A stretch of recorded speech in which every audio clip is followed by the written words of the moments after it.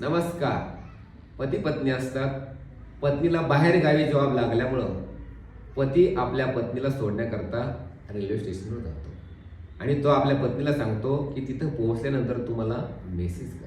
पूर्वीच्या काळी मोबाईल नव्हते आणि दूरध्वनी फोनसुद्धा कमी होते, पण त्याकडे पेजर होते.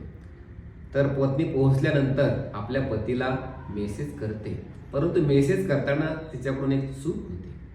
तर एक अंक चुकतो आणि तो मेसेज दुसऱ्या व्यक्तीला जातो आणि ज्या व्यक्तीला तो मेसेज जातो तो आपल्या पत्नीचा अंत्यविधी करून आलेला असतो आणि घरामध्ये संध्याकाळी बसलेला असतो आणि सहज तो पेजर हातात घेतो आणि हातात घेताना तो मेसेज बघतो, मी आत्ताच इकडं पोहोचले, मी इकडं सुखरूप आहे, आनंदात आहे आणि 2-4 दिवसांनी तुम्हालाही बोलावून घेते.